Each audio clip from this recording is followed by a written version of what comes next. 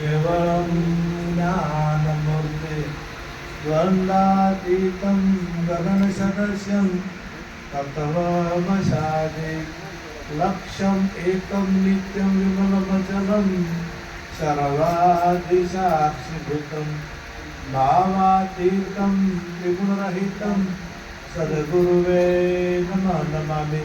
सद्गुरु महाराज सद्गुरु सदाराम बापानो सद्गुरु निरात महाराज कृष्ण कन्हैया लाल सनातन આજે ભક્ત શ્રી બળવંતભાઈની પુણ્યતિથિ નિમિત્તે વર્ષાબેન તથા એમના પરિવારજનોએ મળી અને ભજન સત્સંગનો કાર્યક્રમ રાખ્યો એ બદલ એમને ખૂબ ખૂબ ધન્યવાદ। દર વર્ષે આ તિથિ એ રાખે છે, દર વર્ષે સાચવવું એ કઠિન તો છે જ, પણ સતો આજ સુધી કોઈ દાડો એ તિથિ ભૂલ્યા નથી। દર વર્ષે ભજન રાખે એટલે આ પરમાર્થનું કાર્ય છે। અમુક વાપરેલું એળે જતું નથી, બાતલ જતું નથી। એ જે આ માર્ગે વપરાય છે એ સાચો માર્ગ છે અને સાચા માર્ગે વપરાયેલું પરમાત્માને એક ડબલ કરીને આલવું પડે ને આલવું જ પડે। કારણ કે જે પરમાર્થનું કાર્ય કેને કહેવાય કે લોકોને સાચો માર્ગ બતાવવાનું જે કાર્ય થતું હોય, સાચી દિશા બતાવવાનું જે કાર્ય થતું હોય, એનું ભલું થાય એવું કાર્ય થતું હોય એને કહેવાય છે પરમાર્થનું કાર્ય। એટલે પરમાર્થનું કાર્ય આ ભજન સત્સંગ એટલા માટે પરમાર્થનું કહેવાય કે ઓમાં કોઈ જીવાતમાં એક શબ્દ વભળી અને કોઈની શ્રદ્ધા છૂટે, કોઈને વ્યસન છૂટે તો કોઈનામાં સંસ્કારો આવે, કોઈનાને લાઈન મળે, સારી લાઈન મળે તો કુટુંબ વ્યવસ્થિત જીવન જીવે। કારણ કે સંસ્કારો ભજન સત્સંગમાંથી જ મળતા હોય છે, સંસ્કારો માતા પિતા દ્વારાથી મળતા હોય અને માતા પિતા પાસે જ્ઞાન હોય તો બાળકોને સંસ્કારો આપી શકે। જે ઘેર કથા નહીં, કીર્તન નહીં, નહીં સંત મહેમાન, ઓ ઘર જમણા ડેરા તાણે સાંજ પડે ને શમશાન। એ શા માટે કીધું કે જો સંત નથી, જો કીર્તન નથી, જો સમજણ નથી, અને સમજણ ના હોય એટલે ઘરમાં ડખા મટતા જ નથી। કંઈ ને કંઈ તકલીફો ઊભી થાય, કોઈ આહુ બહુને ઝઘડા થાય, કોઈ ભાઈઓને ઝઘડા થાય, પણ આ ઝઘડા મટતા એટલે કીધું કે એ ઘેર જમણા ડેરા તાણે સાંજ પડે ને હોજ પડે ને શમશાન ચમ। કારણ કે ઘરમાં એવું વાતાવરણ જ હોય, કોઈ રોતું હોય, કોઈ ઈશે બળેલું હોય, કોઈ તકલીફ હોય, આ બધું હોય એટલે એને શમશાન જેવું કીધું છે, નરક કીધું છે। જો એકતા નથી, સંપ નથી, સમજણ નથી, એટલે ઘણી વખત એવું પણ હોય કે પાંડવોને સમજણ હતી પણ દુર્યોધનને નથી। એટલે પાંડવોને ઘણું સારું રાખવું હતું પણ કૌરવો મોન્યા। ઘણી વખત એવું બનતું હોય કે તમે સમજણા છો, તમારે કોઈ કશું કરવું નથી, પણ પેલા હોમાવાળા નામોને તો એ શેડા કાપવા હારા, ડખા ઊભા થાય એના કરતાં તો શેઠે રહેવું। આપણે સુખ શાંતિથી તો કદાચ મેચિંગ ના આવતું હોય, સેટિંગ ના થતું હોય, આ તો શેઠે રહેવું પણ સુખ ચેનથી। એટલે સંત શું કહે છે કે ભાઈ કદાચ કોઈ તમારા વિચારો ના સેટ થતા હોય, એને ના ગમતું હોય તો તમારે એનાથી દૂર સમજણ કોશિશ કરવાની, પણ કોશિશ કરવા સતોય દુર્યોધને ના મળે। કોશિશ ઘણી બધી કરી, ભગવાને કોશિશ કરી, પાંડવો કે અમારે અણી ઠેરે એટલી જમી જોતી નથી। પેલો કે અણી ઠેરે એક બે ચાર ગોગડા લીધો તો પેલો કે હોય ની અણી ઠેરે એટલી એના હાલ, દુર્યોધન કે એટલી હાલો। હવે કાયદેસર તો એ માગતા હતા, સતો સમજાયો પણ સમજો નહીં। એટલે હવે ના સમજે તો એના પછી તમારા પાસે કોઈ ભગવાન જેને સમજાવે છે એ કોઈનું સમજતો નથી, એ બીજા કેનું સમજે? એમ ઘણા દુર્યોધન, એટલે જેને સમજણ રૂપી ધન દૂર છે એને દુર્યોધન કહેવાય। અત્યારે હાલે જે સમજતો ના વાત હોય એને દુર્યોધન, જેને સમજણનું ધન નથી જેને જ્ઞાન રૂપી ધન નથી. એ ધન જેના પાસે ના હોય એને દુર્યોધન કહેવાય. ઘરમાં આપણે બધા હરખા નહીં હોતા, બધાના વિચારો એક સરખા હોય ના, બધાના વિચારો અલગ અલગ હોય. તો ઘરમાં જો કદાચ એકતા રાખવી હોય તો ઓલ્યા પોલ્યાને લેટ ગો એટલે જાતું કરવું પડે. અમુક વાતો જો આપણે જાતી કરે ને, પણ અત્યારે શું છે, હવે જો ઘરમાં હાહુ બહુ અત્યારે નવા વિચારોની વહુ આવે અને હાહુ હોય એ જૂના વિચારો ના હોય. એને કે અમે તો પાણી ભરે હેડી પાણી કુએ પાણી ભરવા જતા, હવે પાણી તોડતા હતા, અમે 4 વાગે ઉઠી દળનું દળતા હતા, પીલી કદી જોયેલું જ ના હોય. તો કે તમારા ભોગ હતા, તમારે તમે કર્યું એમાં મારે છે. એટલે હવે એ કપડે એને જૂનો પહેરતા હતા, એ કે પહેરો આ પહેરી, એટલે પણ તમારે આ જે જૂનો છે એને નવા હારી શેર થવું પડે. જો એ વિરોધ કરવા જોઈએ કે તમારે આવું ના પહેરાય, તમારા પંજાબી ના પહેરાય, તમારા પેન્ટ ના પહેરાય, તમારા આ ના પહેરાય, જો આવું કહેવા જોઈએ ને, આ તો પેલું જૂનું પહેરવાનું જ નથી. તમે ગમે તેમ કરશો એટલે તમે વધારે દમણ કરશો એટલે ડખા થવાના ને થવાના. એટલે અત્યારે જે રીતે રહેતા હોય, અત્યારનો જે જમાનો છે એ જમાના પ્રમાણે અત્યારે વસ્ત્રો પણ જમાના પ્રમાણે હવે પહેરતા હોય છે. એટલે આપણે જો વિરોધ કરી દબાવા કરીએ તો કોઈક દાડો ભડકો થાય. એના કરતા આ જમાના હાથી સેટ થઈ જાવ, આ સમજણ કહે છે. અત્યારે આપણે જૂના માણસો ગંઢિયા જે હતા એ ગંઢિયા જેવું કે તમે આ યુવાનમ કે હા પહેરવાનું તો પહેરશી, હા એવું કરવાનું કે હા તો એ કરશી ના કરે. પહેલા તકલીફ હતી, પહેલા એ સમય હતો, તારે ફેશનો તો હતી જ, એ ટાઈમે ફેશનો તો હતી જ. ગંઢીએ 50 વર્ષ પહેલા 60 વર્ષ પહેલા ફેશન તો હતી જ, પણ એ જમાનામાં એ સમયની ફેશન હતી. 100 વર્ષ પહેલા ફેશન હતી, પણ એ સમયે એ જમાનાની ફેશન હતી. આ તો જમાનો બદલાતો જાય, સમય બદલાતો જાય, એમ ફેશન પણ બદલાતી જાય. એટલે અત્યારે આપણે આ સમય સાથે સમજણ હોવી જરૂરી છે. વસ્ત્રો તમે પેન્ટ પહેરો, બુશર્ટ પહેરો, પંજાબી પહેરો, ફરતું પહેરો કે દેશી ઘાઘરા પહેરો, ગમે તે પહેરો, આપણા સમજણ હશે તો બધું હમું રહેશે. સમજણ જો છે મુખ્ય શાંતિ માટેની. જો કદાચ મને ભાઈએ પૂછ્યું હતું કે શાંતિ શેમ છે, તો સમજણ. જો સમજણ ના હોય તો કોઈ દાડો શાંતિ આવે નહીં. સમજણમાં જ શાંતિ છે.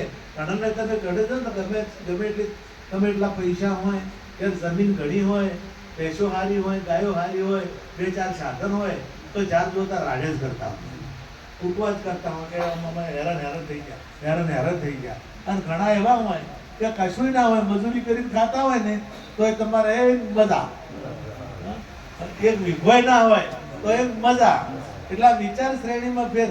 આપણા વિચારો જો સારા હોય તો ગમે ત્યાં સુખ ને સુખ, તમે જે જગ્યાએ છો એ જગ્યાએ સુખ તમે મેળવી શકો.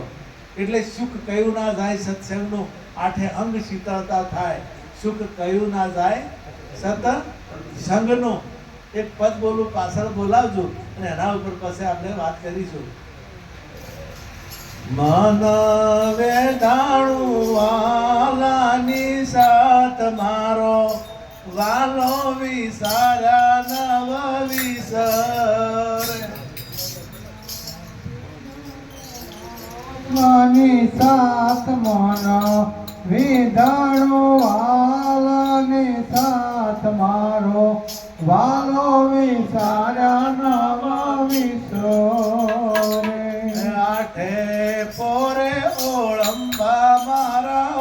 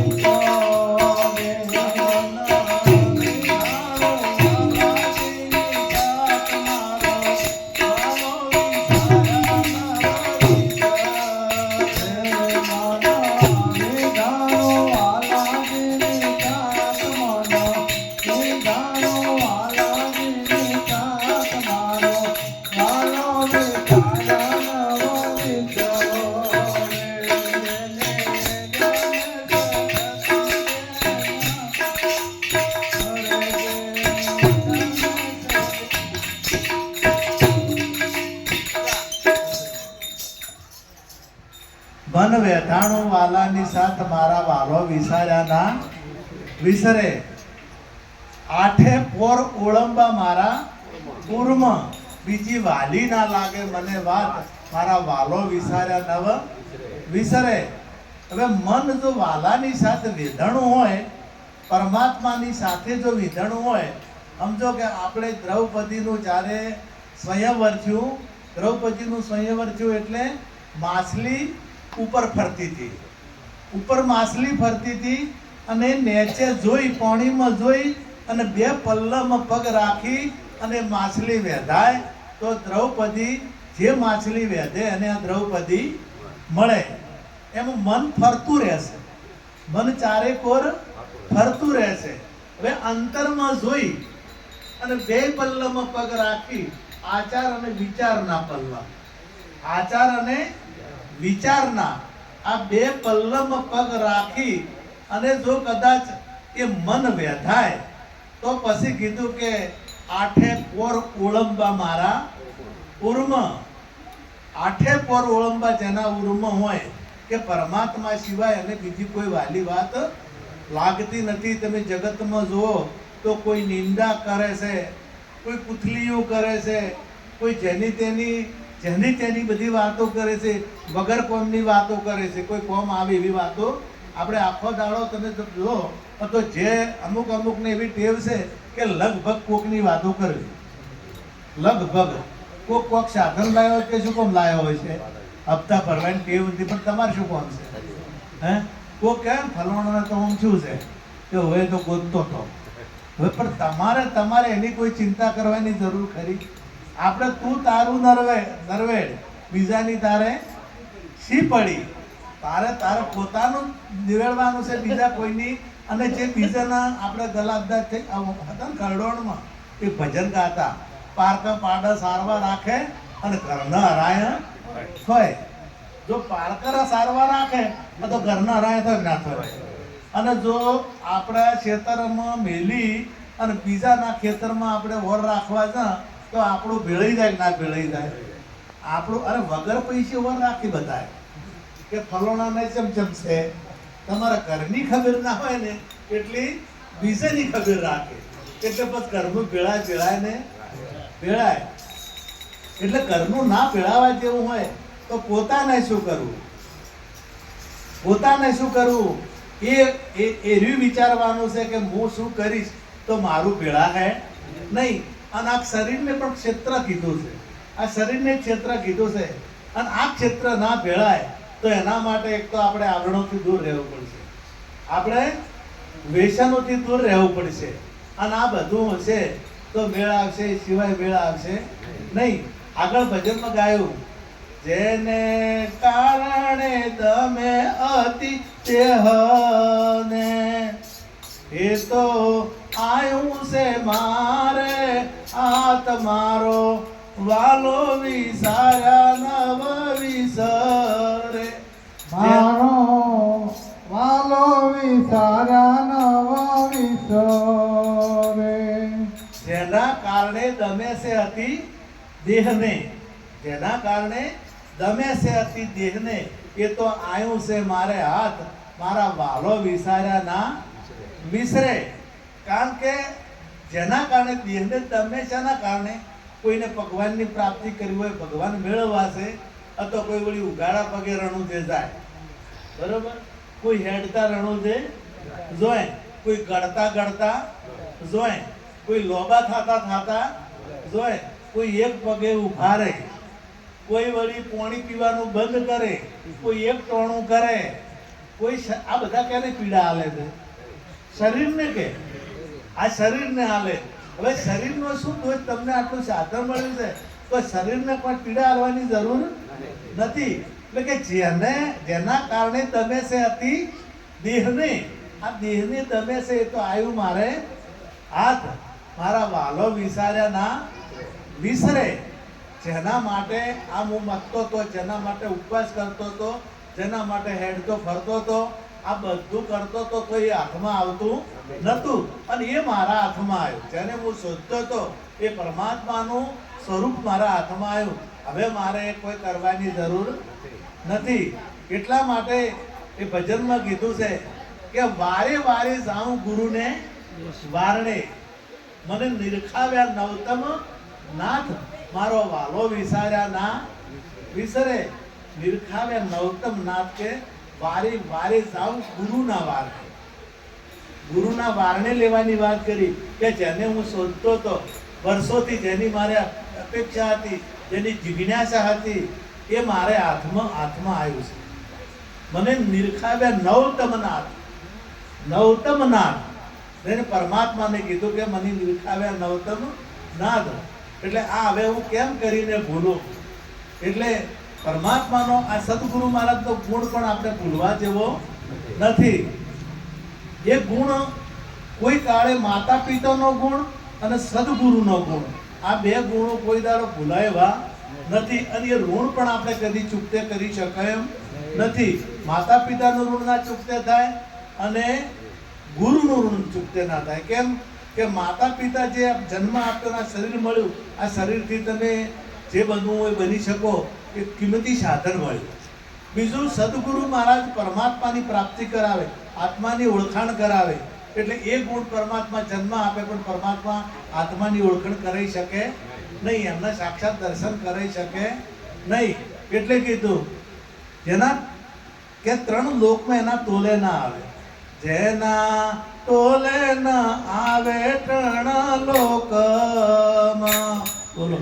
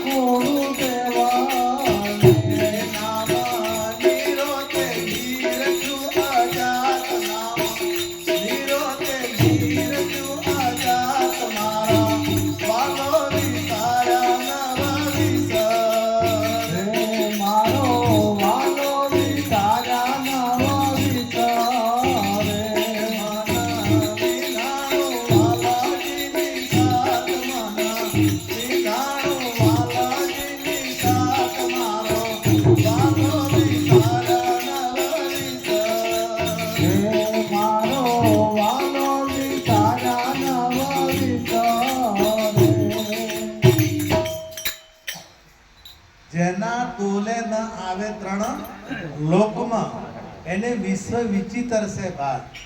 સદગુરુ મહારાજે જે ભાત પાડીને એ ભાતના તોલે બીજી કોઈ ભાત આવતી નથી. અને આમ તમે જુઓ તો જગતની અંદર વિચિત્ર એટલે અલગ અલગ પ્રકારના તમે દ્રશ્યો જુઓ તો એ ભાત એક જેવી છે. તમે આ શરીર જુઓ તો આખી દુનિયામાં તમે જુઓ તો એક જેવા શરીર હશે. આમાં એક જેવો અવાજ નહીં હોય, એક જેવો ચહેરો નહીં હોય. અબજો ચહેરા ભેળા કરો તો એક જેવો હશે. આ બીબાની આ પરમાત્માની કુદરતની કળા જેવી છે. આ વિચિત્ર ભાત છે કે નથી આપણા દેખાઈ રહી છે આ વાત. એટલે એની વિશ્વ એના તોલે કોઈ એના તોલે બીજું કોઈ આવે છે નહીં.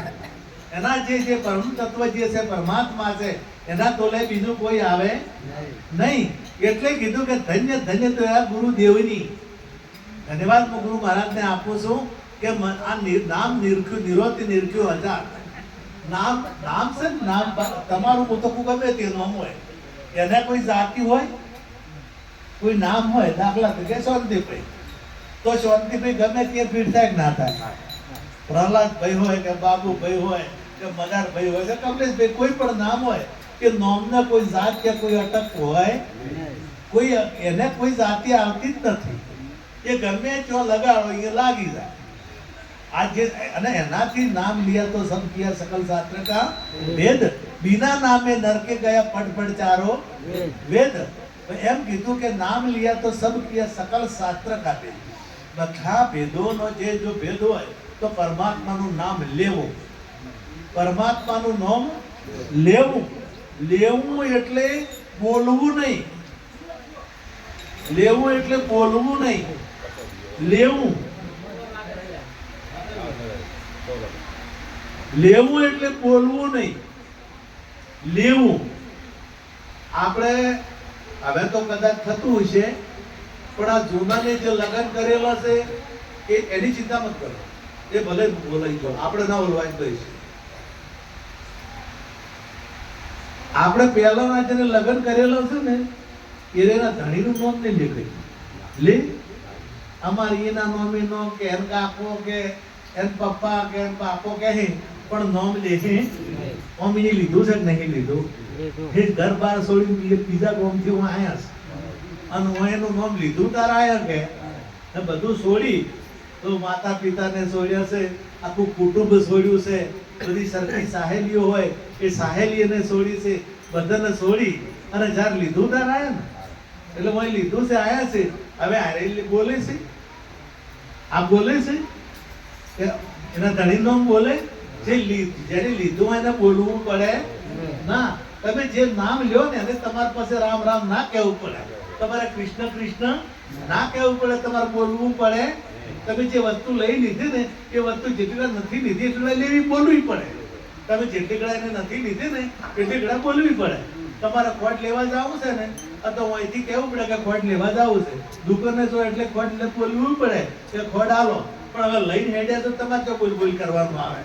તમારી પાસે સહેજી વસ્તુ એમ તમે જે પરમાત્માનું નામ લીધું છે તો પછી લેવું પડતું. એટલે કે નામ વગર નરકે ગયા પડપડ ચારો ચાર વેદ વચ્ચે કદાચ શાસ્ત્ર વચ્ચેનો કે શાસ્ત્ર વચ્ચે ઉપનિષદો વચ્ચે ગીતા વચ્ચે પણ જે પરમાત્માનું નામ નથી લેતો તો એ કે નરકી ગયા. એવું આખું શાસ્ત્ર આપણા સંત મહાપુરુષો આગળ એમ કીધું કે નામથી પર તમે છો. નામ રૂપ ગુણ નથી અમારા કબહુ ન ધરું મેં. નામ લીધા તો ચાર વેદ ભણ્યો પણ વેદ જેને જાણ્યો એ ખરો તરત બન્યો. નામ જેને લીધું તો ચાર વેદ ભણ્યો. નામ એટલું મહાન છે કે ચાર વેદના તોલે આવે છે અને જેને વેદ જાણ્યો એ ખરો તરત બન્યો. હવે એમ કહીશ કે નામ એટલો ના અદો રોમ નોમ નહીં, હે કૃષ્ણ નોમ નહીં, આ ચંદ્ર નોમ નહીં, તારા નોમ નથી, આકાશ નોમ છે, પતાળ નોમ છે. આ બધા નોમ ના થાય છે. હે યુગોથી વિષ્ણુ નામ નથી. હા તમે તમારા તારી વિષ્ણુ છોકરાનું નામ પાડો છો તો નામ તો પરંપરાથી હેઠું જ આવે છે. કોઈ તમે લાયા રોમ પરંપરાથી એ ગયો. હવે તમે નોમ પાડ્યું છે તમારા છોકરા, નોમ તો છે જ. જો કદાચ એ નાશ થઈ ગયો હોત, આ તો એ નાશ થઈ ગયો હોત તો હોત એવી, હે? જો નાશ થઈ ગયો હોત તો તમે રોમ ચમકે લાવો હોય. નોમ નાશ થઈ ગયો હોય તો, સૂર્ય નામ નાશ થઈ ગયું હોય તો તમે કઈ રીતના એ બોલો? એટલે એ નાશ થવાનો મતલબ જુદો છે. નામ એટલું નાશ કહેવાનો મતલબ જુદો છે. કારણ કે હજારો લોકો છે, અનંત પ્રકારના જીવો છે, અનંત લોકો છે. હવે એમાં તમારે કોઈનું રામનું નામ પાડ્યું, કોઈને કૃષ્ણનું નામ પાડ્યું, કોઈને નરસિંહ નામ પાડ્યું, કોઈને આ બધા સંતો જે અમર છે એવા બધાના નામ આપણે પાડી દીધા. હવે કોઈ ના કરે ને કોઈ, આ તો એનું જે લાગેલું છે ને એ નોમ અમર થાય નહીં. તમારું જે નોમ છે એ તમે કોઈ ના કરો તો તમારું, અત્યારે આપણે નોમ કહેતા પેલા તરત અયોધ્યા યાદ આવે કે ના આવે? નરસિંહ કહેતા પેલા તરત જુનાગઢ યાદ આવે. સદારામ બાપુ કહેતા પેલા તરત ટોટણા યાદ આવે. અને એનો ફોટો આપણે એનું શરીર જ દેખાય. રોમનું શરીર દેખાય કે ના દેખાય? આપણે રોમ એટલે રોમનું દેખાય કે આપણા ગોમવાળા રોમનું દેખાય?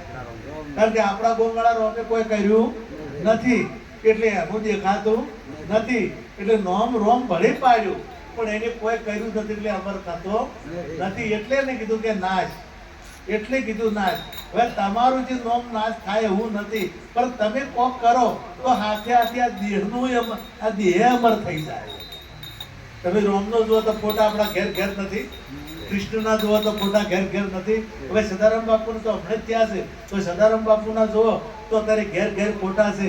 કોઈ બી જો તો બધે તમે જો જે શહેરમાં, હવે તો પાટણ સિવાય પણ બીજામાં એમની મૂર્તિઓ બનવા માંડી, એમના મંદિરો બનવા માંડી. કારણ કે એમને કમાણી કરી, નોમની કમાણી કરી. કલીલો કમાણી હરી નામની, ફેર આ અવસર મળવાનો નથી, ફેર અવસર નહીં આવવાનો. એટલે આ નોમની કમાણી કરી લો એટલે તમને જે તમારામાં જે નમ છે એનું એ અમર કરવું હશે તો એ થાય. એ તમારા હાથની વાત છે. તમે જો સારું કામ કરશો તો નામ અમર થવાનું ને થવાનું. મહાત્મા ગાંધી અમર થઈ ગયા, આખા વિશ્વમાં પ્રસિદ્ધ નહીં. મોહન ઘણા બધા મોહન નામ હશે પણ બીજા મોહન નામ આવતું નથી. અને મહાત્મા ગાંધી અત્યારે મહાત્મા થઈ ગયા અને એમના વગર કોઈ નોટ નથી, એમના ફોટા વગર કોઈ. અરે આપણે તો આપણા ઘરવાળાનો ફોટો રાખતા નથી. હા, અને તમે ગમે ત્યાંના મુજામ જુઓ તો બંધાઈના ગજમાં ગોધી શીખ નથી, તો એને કંઈક કર્મ કર્યું તારે ને. અને હોય તો હોય પણ વિદેશમાં એનું નામ, વિદેશમાં એના બાવલા ઊભા કરેલા છે. હવે એ કોઈ એટલા સકડ હતા, જો તમે જુઓ તો મુઠ્ઠી જેવા ને, ટુકરડી હાડકણ જે કોઈ બરાબર.